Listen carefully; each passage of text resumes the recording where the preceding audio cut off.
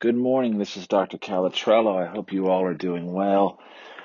This week we're going to look at two writers primarily, Margaret Fuller and Nathaniel Hawthorne.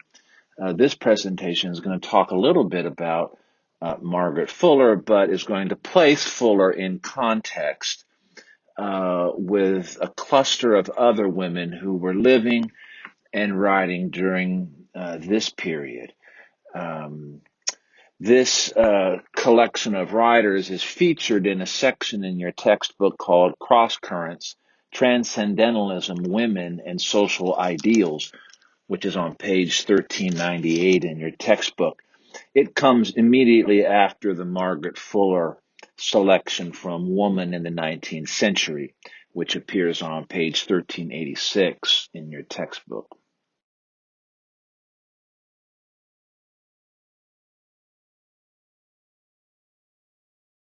So we're going to talk a little bit, and I'm going to ask you to take a look at three writers in this selection on transcendentalism, women, and social ideals.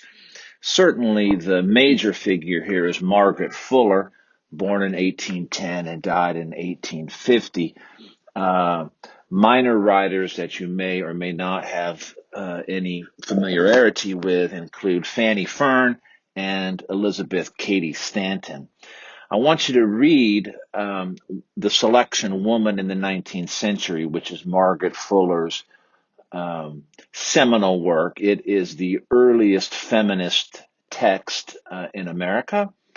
And I want you to take a look also at this cluster of writers that are contained in the cross-current section on page 1398. They're very short. The Fanie Fern selection, I think you'll really like. She was really a character. And then Elizabeth Cady Stanton's piece, The Declaration of Sentiments, I think that you will like that as well, because it invokes and satirizes a piece that we've talked about already in this class.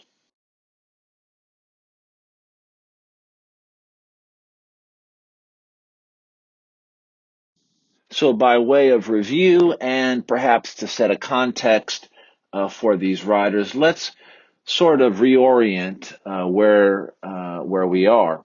If we're thinking about the first half of the 19th century and this transcendentalist movement that include writers that we've already read, the writers like Emerson and Thoreau. During the 1840s, as you recall, one of the key endeavors of the Transcendentalist movement was Brook Farm, which was this experiment at communal living. That's going on during this period. Elizabeth Peabody, a transcendentalist and intellectual of the era, published Plan of the West Roxbury Community, Brook Farm, in the Transcendentalist magazine, The Dial. You remember the Transcendentalists as a group really had two major efforts, Brook Farm and The Dial. In 1842, Charles Dickens, the English writer, came to Massachusetts and toured the textile factories in Lowell, Massachusetts. In 1845, Margaret Fuller publishes Woman in the 19th Century.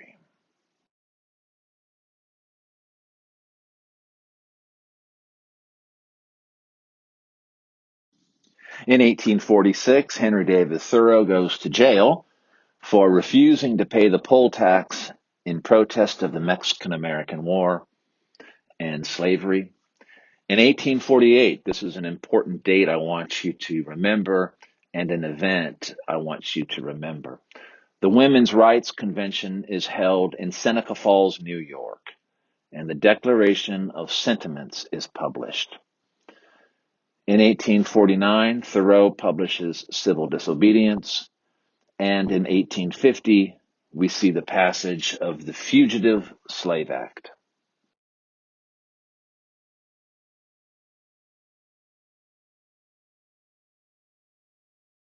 In 1853, Fanny Fern publishes Fern Leaves from Fanny's Portfolio, which includes the selection in our book, Aunt Hetty on matrimony.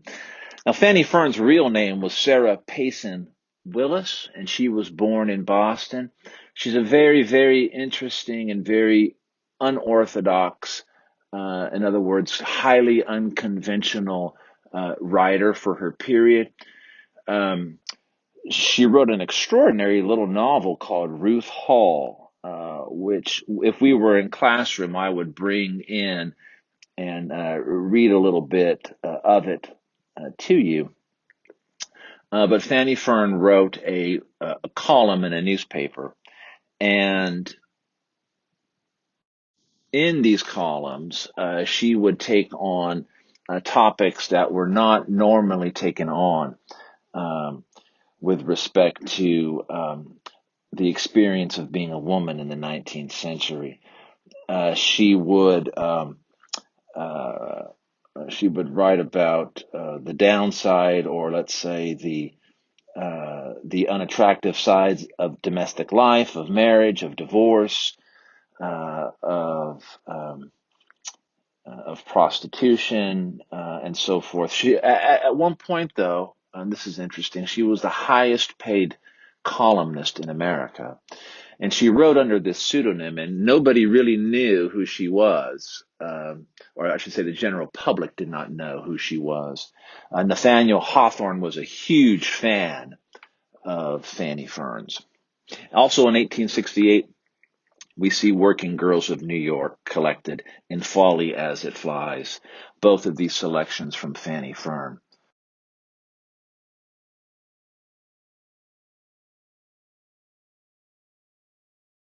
If you recall, remember, transcendentalists were reformers by nature. They were men and women of action, men and women who saw a number of areas in American society and culture that they felt were in need of reform. In 1841, George Ripley, one of the founding members of the Transcendentalist Club, founded Brook Farm, a utopian community on a 200-acre farm in West Roxbury, Massachusetts, which happens to be exactly where my father was born and raised, which is kind of an odd coincidence. The goals of the community were to foster self-realization and individual freedom, to share labor and rewards fairly, equitably, to create societies in which women would enjoy equal rights, and to work together to promote the abolition of slavery.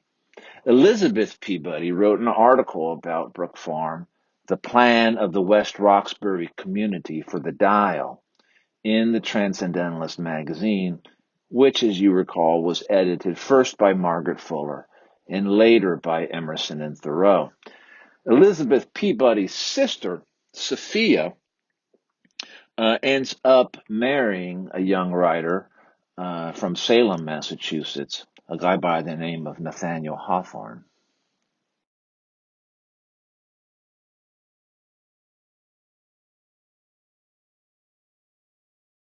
Another interesting endeavor of this period was the Lowell Mills from Lowell, Massachusetts.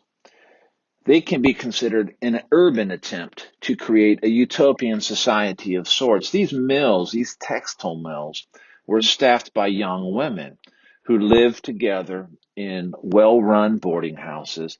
They worked 6 days a week, were paid decently, although still less than men, and were provided with medical care. For the period, the conditions were unusually positive, as attested to by Charles Dickens, who toured the Lowell Mills in 1842.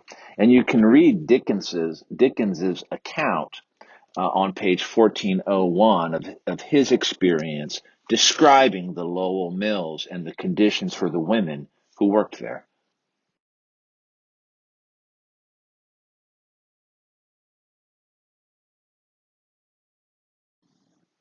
Okay, so Margaret Fuller was a journalist, a critic, a women's rights activist.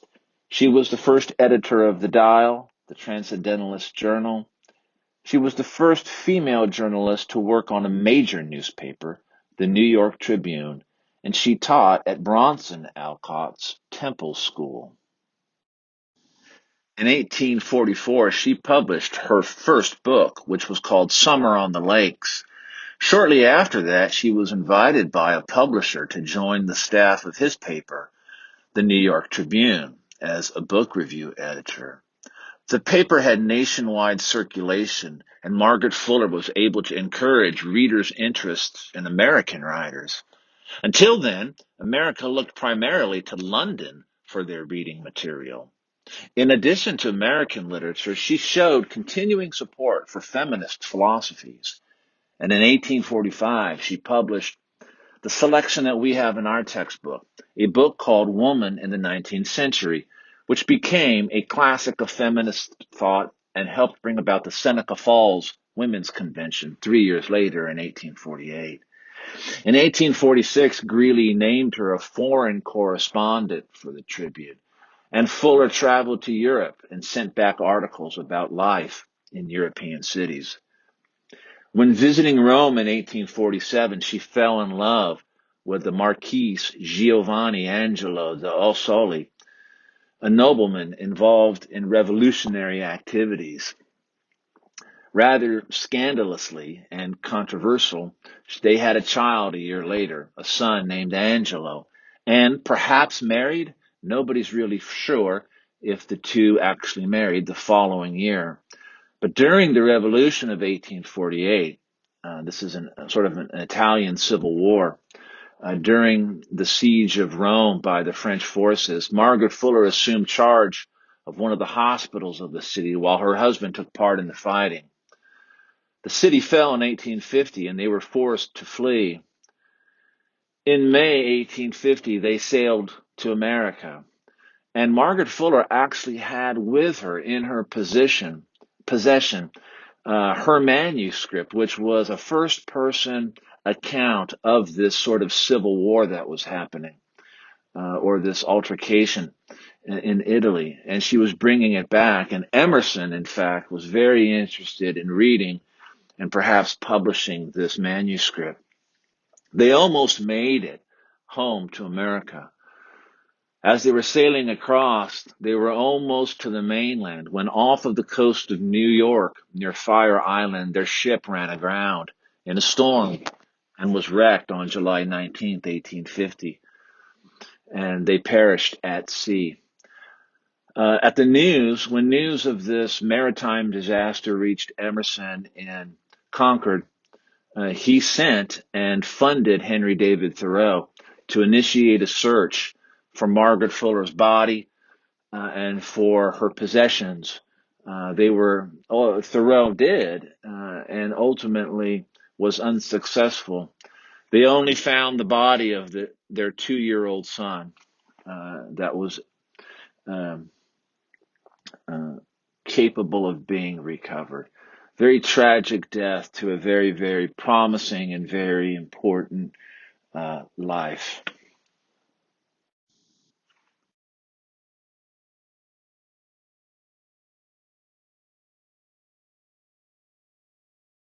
So in the very short selection that we have, A Woman in the 19th Century, again published in 1845, you see that Fuller really sets out to achieve three main objectives in it. Number one, to demonstrate that American culture was a culture that had ingrained within it discrimination, systemic discrimination of the patriarchal culture that oppressed women.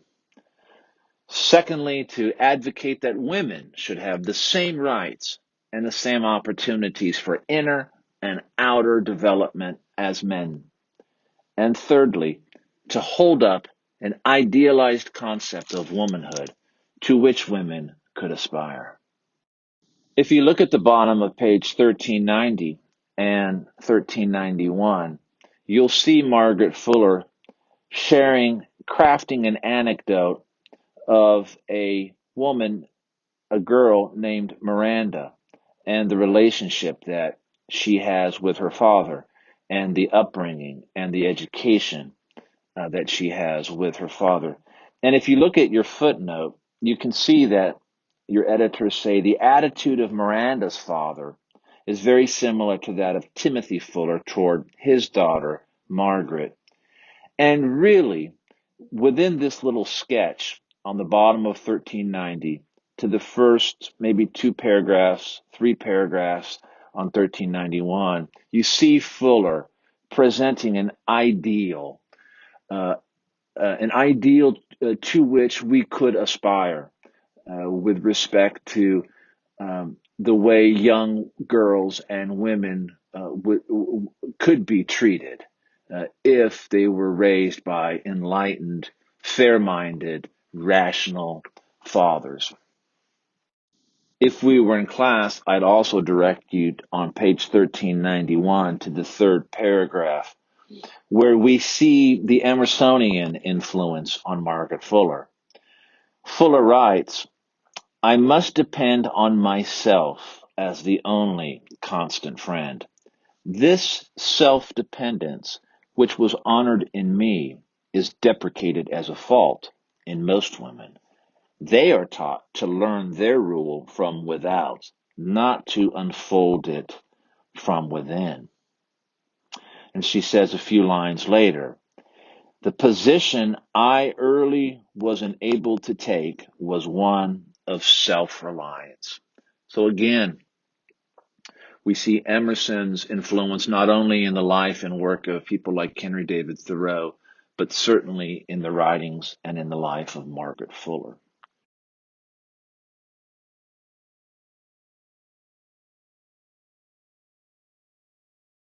I want to touch just briefly on the women's movement and the Seneca Falls Convention of 1848. In that year, Elizabeth Cady Stanton and Lucretia Mott organized the convention to discuss women's rights at Seneca Falls, New York, in that summer, July 19th and 20th. There were about 100 people in attendance, and the convention approved resolutions calling for educational and professional reform and opportunities for women. The delegates called for women to have more control over their property, to get recognition of legal equality, and to repeal laws awarding the father custody of the children in divorce, as was the practice. The convention launched the movement for women's suffrage that would last until 1920, but the resolution did not pass unanimously. With the convention about a week away, Stanton and Mott issued the Declaration of Sentiments, which is modeled after the Declaration of Independence, and you can find that on page 1403 and 1404. And it is hilarious, really, as you see them parodying perhaps the single most document in American history, the Declaration of Independence, and tailoring the parody or the satire to the condition and state of women in the 19th century in America and the need to give them equal rights under the law.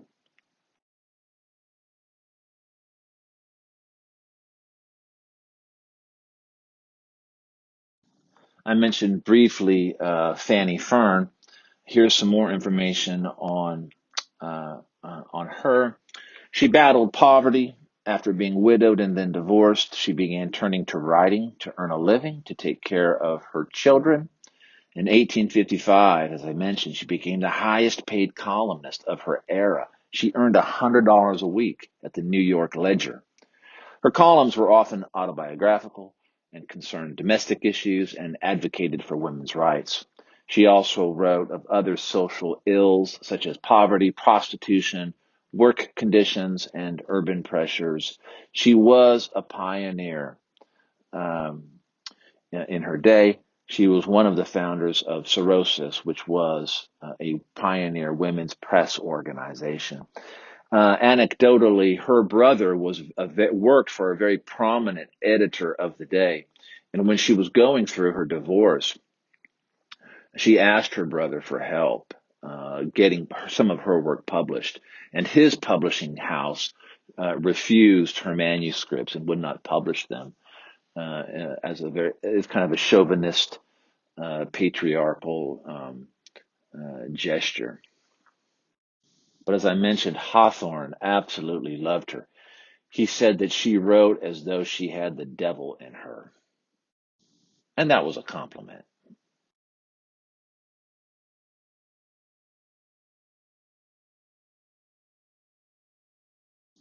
If we were in class, these are some of the questions that we might entertain. I may choose a couple of these and ask you to write a little bit on them, perhaps for a quiz or for a discussion board post.